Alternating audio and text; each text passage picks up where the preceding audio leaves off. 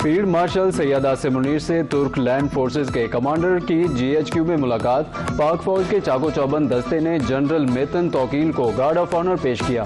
ملاقات میں پاکستان اور ترکی کے درمیان دفاعی تعاون، علاقائی سیکیورٹی اور پیشہ ورانہ امور پر تبادلہ خیال۔ ترک بری فوج کے کمانڈر نے نیول ہیڈ کوارٹرز میں chief of naval staff admiral Naveed Ashraf سے ملاقات کی۔ پیشہ ورانہ امور اور علاقائی بحری سیکیورٹی صورتحال پر گفتگو کی گئی۔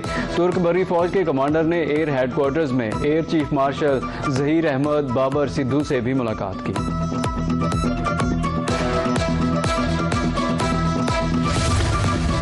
پاکستان کا بحری دفاع ناقابل تسخیر۔ چین میں تیار ہونے والی پاک بحریہ کی پہلی ہنگور کلاس آبدوز کراچی پہنچ گئی۔ آبدوز بحری قوت دفاعی خود اعتمادی، جدید عسکری صلاحیتوں کی نئی علامت۔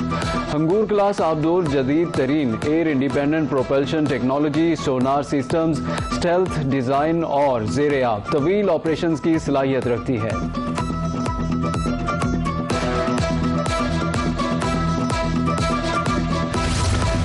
شہریوں کے لیے خوشخبری۔ IMF سولر پینلز پر ٹیکس میں مجوزہ اضافہ نہ کرنے پر رضامند۔ ذرائع کے مطابق وزیر اعظم شہباز شریف کی کوششوں کے بعد IMF اسٹیشنری اور سولر پینلز پر ٹیکس میں اضافہ نہ کرنے پر راضی ہو گیا۔ دوسری جانب حکومت اور IMF کے درمیان ریئل اسٹیٹ سیکٹر کے لیے مجوزہ ٹیکس رعایتوں پر مذاکرات جاری۔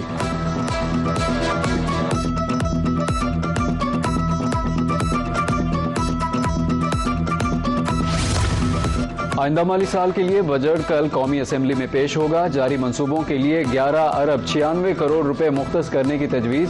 مجموعی طور پر ترقیاتی بجٹ کے لیے 25 ارب 22 کروڑ روپے کی تجویز ہے۔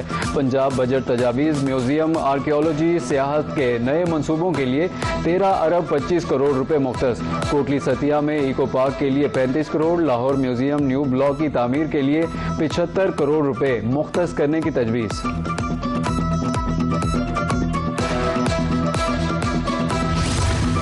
وال سٹی کو مکمل طور پر بحال کیا جا رہا ہے۔ سینئر صوبائی وزیر مریم اورنگزیب کا اسمبلی اجلاس میں اظہار خیال۔ کہا کہ PTI دور میں وال سٹی کا مجموعی بجٹ صرف 5 کروڑ تھا، جو اب 50 ارب روپے ہے۔ وزیر اعلیٰ پنجاب نے 160 ہیریٹیج سائٹس کی میپنگ کرائی۔ ہم نے سیاحتی شعبے کے بجٹ میں بھی نمایاں اضافہ کیا۔ بل میں وال سٹی کی پلاننگ، ڈیولپمنٹ سمیت دیگر معاملات شامل ہیں۔ پاکستان موسمیاتی تبدیلیوں سے متاثرہ ممالک میں شامل ہے۔ حالیہ برسوں میں 2 تباہ کن سیلابوں کا سامنا بھی کر چکا۔ ماحولیاتی تحفظ قومی اور عالمی ترجیحات میں شامل ہونا چاہیے۔ وفاقی وزیر اطلاعات و نشریات عطا اللہ تارڑ کا بین الاقوامی کانفرنس سے خطاب۔ کہا کہ ہمیں ایکو سسٹم کو بدلنے کی ضرورت ہے۔ اسلام میں بھی درخت لگانے کو صدقہ جاریہ قرار دیا گیا۔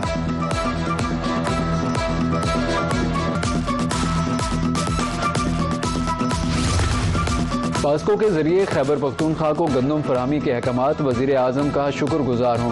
گورنر خیبر پختونخوا فیصل کریم کنڈی کہتے ہیں کہ صوبے کو 36 لاکھ میٹرک ٹن گندم کی ضرورت ہے۔ وزیر اعظم اور وزیر اعلیٰ پنجاب چیک پوسٹوں کی صورتحال کا نوٹس لیں۔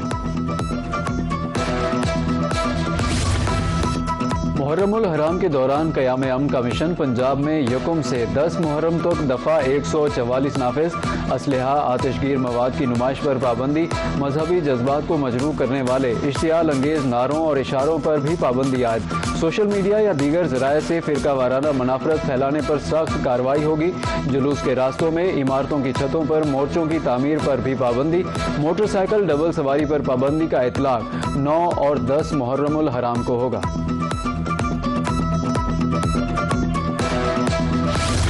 طوفان سے فصل کو بہت نقصان ہوا۔ گرنے والے سینکڑوں من فصل سبزی منڈی میں خراب۔ خریدار نہ ہونے کے باعث مارکیٹ میں کچا آم فروخت نہ ہو سکا۔ فی من ریٹ 3000 سے 600 روپے پر آ گیا۔ بیوپاریوں اور باغبانوں کی مشکلات میں مزید اضافہ۔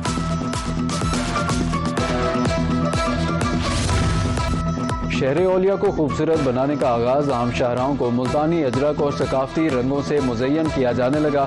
پہلے مرحلے میں چنگی نمبر 9 کو خوبصورت بنانے کا کام جاری۔ بلو پوٹری کاشی گری کا کام جاری ہے، جبکہ خوبصورتی میں بھی اضافہ ہونے لگا۔